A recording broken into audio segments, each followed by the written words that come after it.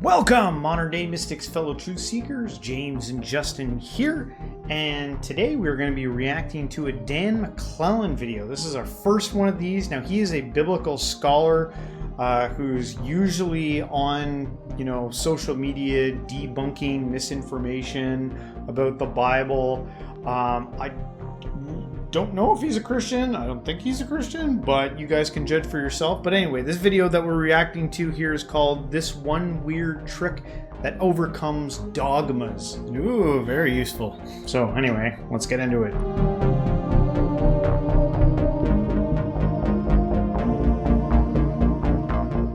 The belief that the Bible has no contradictions is not the outcome of critical thought. It is a dogma, which means it's something someone chooses to accept. And because of that, it is not built on data, it is not reliant on data, and it is therefore not susceptible to data. So you can throw all the Bible contradictions you want at someone who believes the Bible has no contradictions, and it will not change their mind. There's only one weird trick that can help people disabuse themselves of their dogmas. Hey everybody, I'm Dan McClellan. I'm a scholar of the Bible and religion.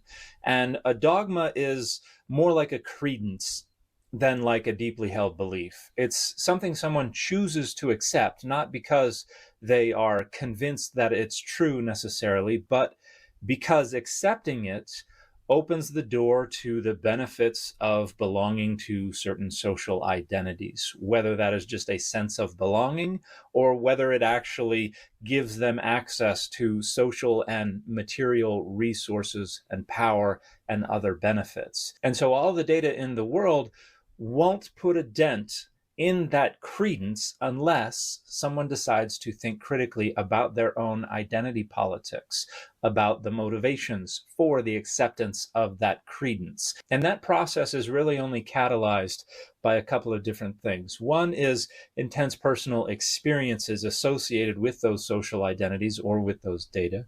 And the other is close personal relationships with someone who might convince them to lower their guard when it comes to how they think about the relationship to those social identities that incentivize them to adopt and assert those dogmas or those credences. In other words, you can't talk about Bible contradictions to convince someone who believes the Bible has no contradictions to abandon that belief. You have to get them to think critically about their social identities and about the motivations for adopting and asserting that belief to begin with. And that's a very difficult thing to do. And that's why people frequently ask me if I think I'm actually making a difference when it comes to combating the spread of misinformation about the academic study of the Bible and religion. Most of the time, no, because I'm not engaging with folks who are willing to think critically about their social identities and about those credences. But I think my work is helpful for folks who are on that journey, who have begun to think critically about these things and need grist for the mill and need the data to be able to help them better understand why they got into the position they got into and how they can get out of that position. And for folks who are raised within these social identities and who have been conditioned their entire lives to accept these credences, that can be a particularly challenging and a particularly daunting task. But it gets better, and ultimately it's the right thing to do.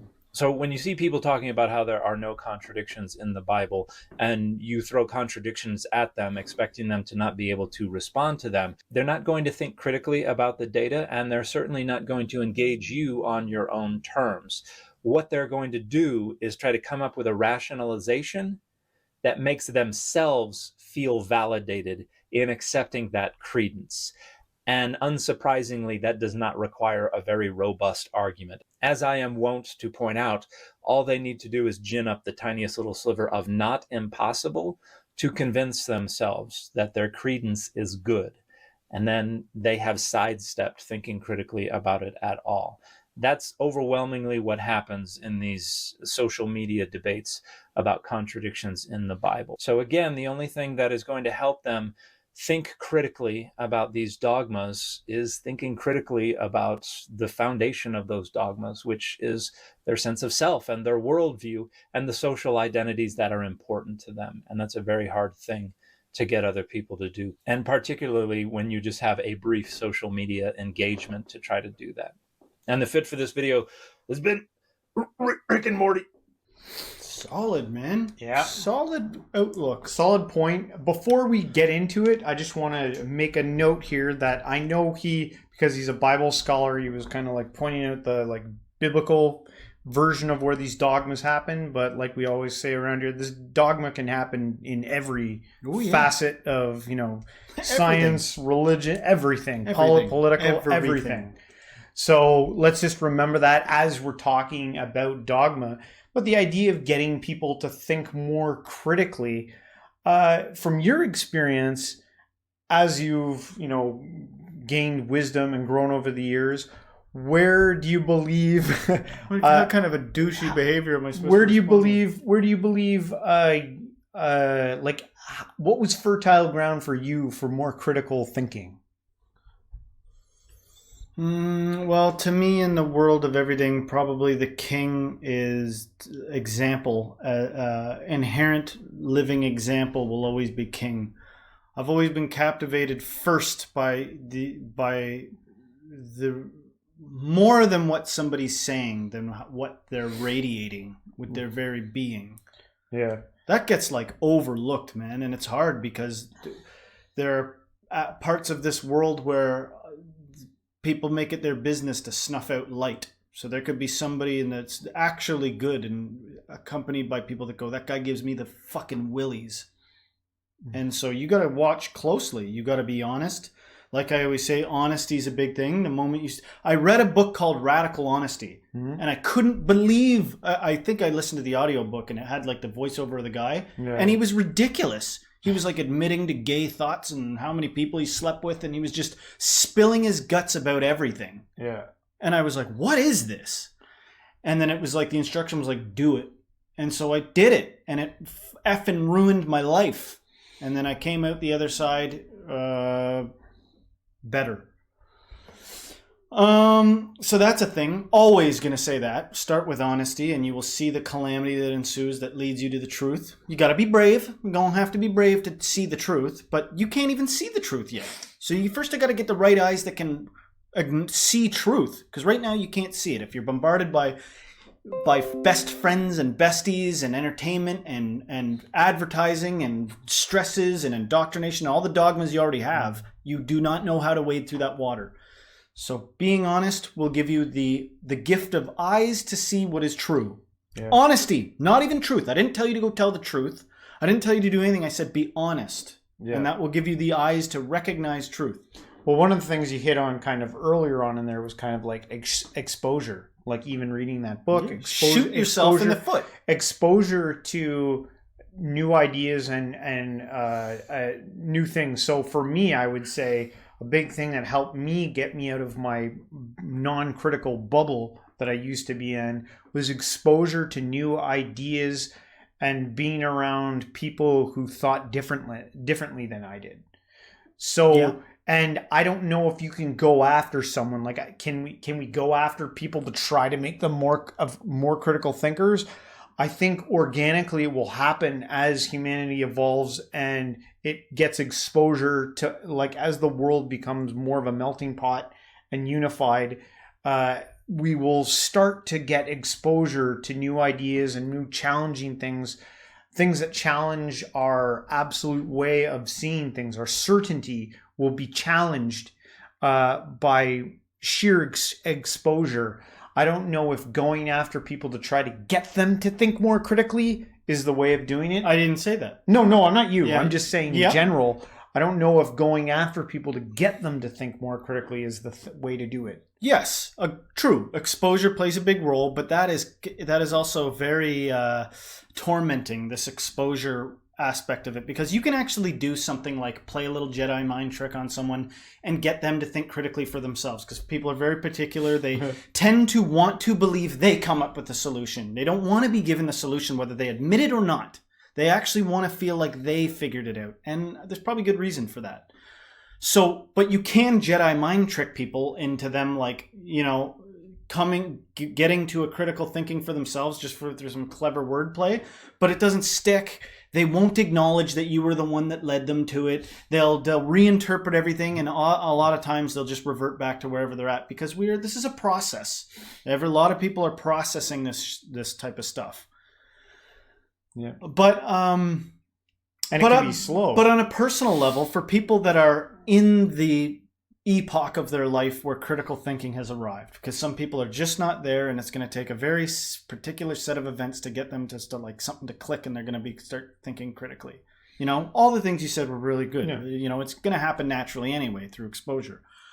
But one thing you can do to really start to hone your own abilities is, and this one's like trigger warning, okay? This one's going to be like triggering. You can take a situation where you're certain you're a victim and everybody hates you because they're just bad and you're good and they don't get it. And if you go, well, maybe I am an asshole. Maybe I'm the asshole. Maybe I'm wrong here. Mm-hmm. And you literally try to like see why people would needlessly be cruel. Sometimes you look at someone and you're making this face and they're making this face back at you. What? I'm not having mercy on you. And you go, that's a psychopath. They're not even having mercy on me because look at the face I'm making a sad face. But if you actually flip it to go like, what is my role in this? Maybe I don't know what the hell is going on here, and I should be more like accommodating and try to like cater to what's going on around me instead of being some kind of a know-it-all. You will open the door. There's like a whole bunch of wisdom that can occur there. Yeah. And you'll be like, and then the tides will change and you'll be like, I get it. I get what is not so good about being certain and isolated and dogmatic and convinced that I know why people are mean and I know how humans are. If you actually give in a little bit and you give people, even the worst types of people, a little bit of the benefit of the doubt that they've got reasons for being the way they are, it can shift the tides. It's a difficult thing to do. And some people I know are like so deeply identified with their victim mentality that they're like, don't ever say that shit to me again because my life is my victimhood. Yeah. And I will kill you if you even try to tell me I'm anything but a victim. And so take it easy, whatever. Let's move on. But I'm saying to those that have actually gotten to the point, supreme responsibility becomes apparent. And you're like, all right, I might as well take responsibility for everything. Yeah. I think exposure leads to kind of like open-mindedness. It will eventually. Well, how did you become critical? I mean, you're a pretty critically minded person. What were the events? Well, when I was younger, I remember in my 20s. I was probably very aware of suffering in my life, some suffering internally, physically, and stuff like that. And so I started to look out beyond the realms.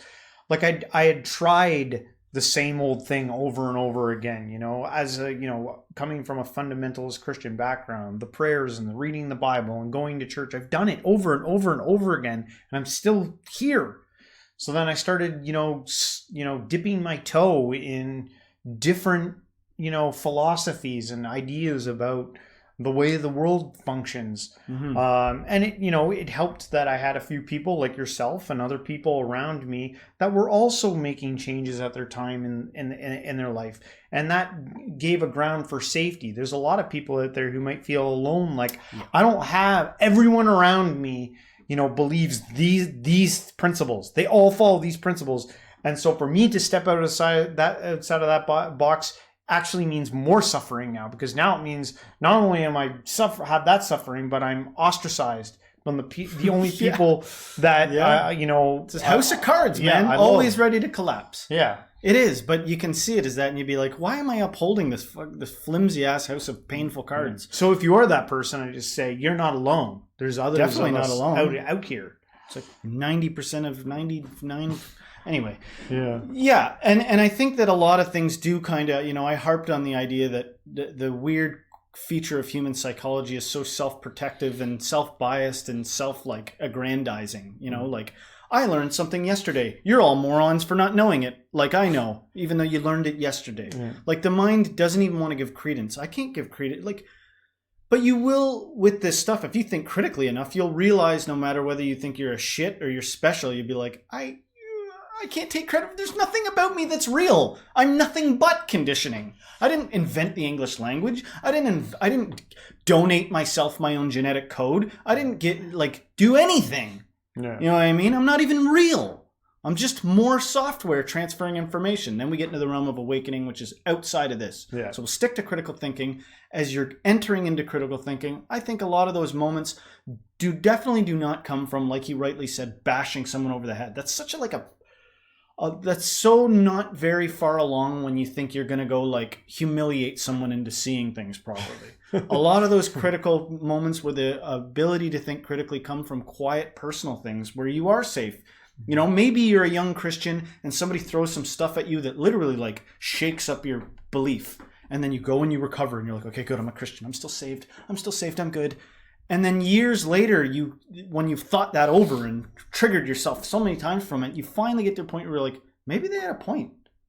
I feel pretty safe now. And, you know, if God, let me do a little bit of mental gymnastics. If God really is love, then he can handle me being a little bit critical. He can handle me thinking through this, Lord, why would you do this?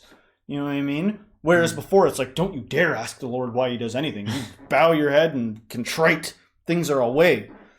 And then subtly over time, if it opens up to you, you have the thoughts are allowed within your consciousness. You take a little dip in the water and you go, you know, maybe Lord, you know, like I'm a little angry at you. Why did you take this away from me?